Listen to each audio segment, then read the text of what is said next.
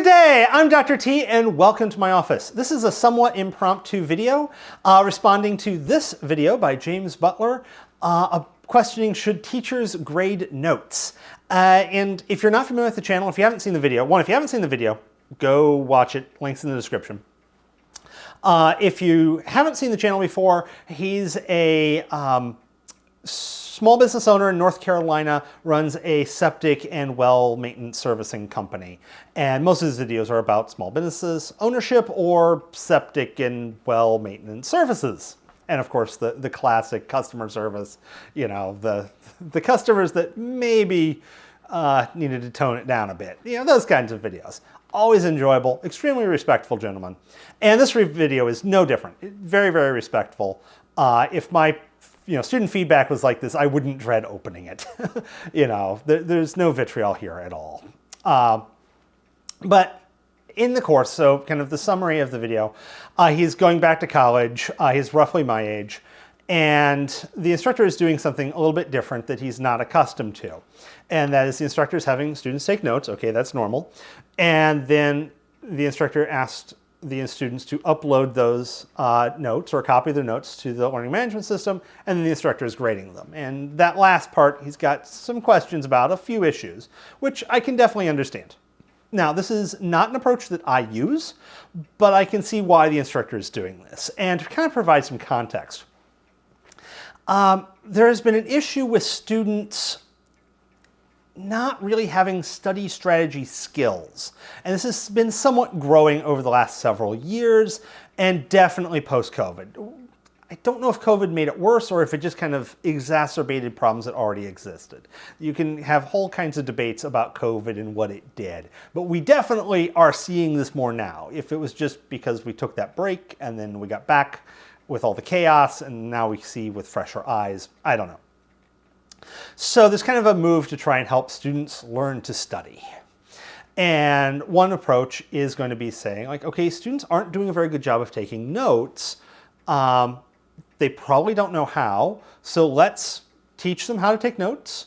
He talked about the instructor giving them a note guideline or a note template or some form of handout to help them with notes. Sounds kind of like the classic, here's PowerPoint slides, although it didn't sound like actual PowerPoint slides. And then to encourage students, some of which quite often will min-max things. If it's not worth a grade, we're not going to do it. And hey, we're all like this. It's like, what's the consequences of not doing this? Nothing? Okay, I'm not doing this. And it's understandable. I'm the same way. We're all the same way. So if you think this is important for your students to do, maybe you need to tag a small grade to it. And so the instructor is doing this.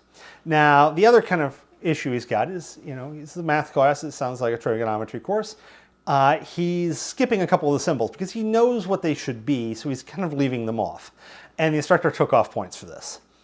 And this is kind of like, I see it from his point of view. It's like, hey, I know that needs to be there. There's no reason to write it. I'm trying to write quickly. And the instructor's point of view is like, leaving important pieces of information off, even if you know they should be, is a bad habit. And it's a great way to leave it off and then forget you left it off and then disaster occurs. So you don't want to be leaving small things off. And so that's a kind of a bad habit she's trying to nip in the bud kind of thing. Hey, you leave off units in a problem, odds are I'm going to take points off, especially if there's partial credit going on. Obviously, specs grading is a slightly different critter. Although, once again, you give me an answer with no units on specs grading, it's still wrong. So it's one of those, I can kind of see where she's coming from this one.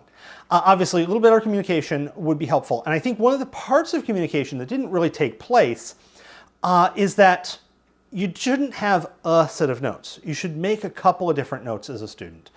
And so, you've got the notes you're taking in class, probably fairly loose, fairly rough, fairly chaotic.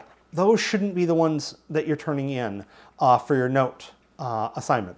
Instead, after course, shortly after, hopefully, ideally, students rebuild their notes, recreate them, reformat them, make them all pretty, make them for something that they can engage with later. This has two advantages. One, you've got this kind of idea of a learning/forgetting curve, where as in class, you'll learn a bunch of stuff and then you forget it.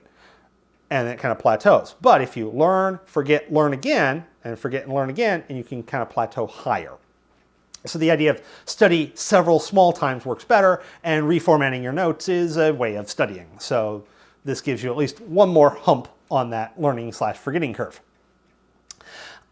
So ideally, what hopefully would have been communicated, and maybe attempts were made and it just didn't succeed, was that the notes being turned in weren't the rough notes made in class, but these were the polished notes. Once again, I don't know the instructor, I don't even know the school, so I don't know what took place.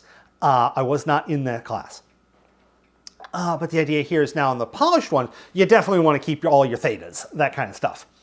And it makes a lot more sense to kind of take a few points off. Now, once again, I don't do this, but I do something slightly different, and that is concept maps, where I have students say, like, okay, take your notes, now reformat your notes. Here's some tips on reformatting your notes. Now, take your notes and rebuild them into this kind of two-dimensional web of ideas known as a concept map. There's an example. I actually just incorporated in a previous video that's going live tomorrow. So I recorded it last night. It goes live tomorrow. It's kind of a review of what I've done the last semester. And this is a great way of thinking about this. And I still use this approach of rebuilding the notes a few times. If you look at my video from last summer when I was at the biannual conference on chemical education, when I'm in the seminars and workshops, etc., I'm taking notes. Now, I'm dyslexic. It's an absolute mess. I can barely read them. I'm only going to be able to read these notes for maybe 12 hours before they're so messy and I forgot what's on there enough that I can't really read them again. So between workshops, when I've got breaks, I was recording those videos that got stitched together to make the video that I uploaded. And so that's one way of me thinking about what we learned, what was discussed in seminars, what we did in the workshops, reformatting that, re-expressing that. So that's doing the learning curve. That's adding a hump on the learning curve. It's creating something I can go back and watch again. And I have looked at a couple of these again. That video is not just for everyone else. It is for me too. And then when I went home, my laptop, Purdue really needs to work on having more electrical outlets. So I couldn't plug in my laptop most of the time. And it's an older one. The battery doesn't last that long. So I couldn't take them, type out my notes. So when I got back to the hotel, I'd spend a couple of hours at night retyping all of my notes, going from paper to a nice polished OneNote format, something where I can read them again, I can pull them up, and I look at the ones from 2018 and 2022. There was no 2020 for obvious reasons. And so this is kind of another way of polishing it. So if I'm turning them in, I'm not turning in those chicken scratches that I did during the seminars. I have the video I produced later. I've got the OneNote that I polished in the hotel room. Those would be much better things to turn in. And I don't know how well that was communicated. I'm guessing not well enough. Once again, communication's hard. You think you communicated it well enough, you haven't. Someone maybe just zoned out for a moment. It's really easy to miss something. Which is why, if you're an instructor watching, it's really helpful to communicate things in threes. Say it in class, post it on the learning management system, and then do something else. Say it again in class or some other comment. That way, usually most people catch it. And if not, hey, it's their problem. So yeah, I think that's what the instructor was doing. Having you rebuild notes and then upload those to kind of squash any bad habits, like leaving off Greek letters that really need to be there. Thank you for this commentary, though. This is a really respectful comment, a really, an insight from kind of the other side of the lectern about a couple of the newer pedagogical strategies that need some refining potentially, if not a change in the strategy or a recommunication of the actual goals. So thank you for your video, Mr. Butler, if you are watching, and also sorry for probably butchering your name. And for everyone else, if you are not familiar with this channel, it's definitely fun to watch. I do enjoy it. See ya and have a wonderful day.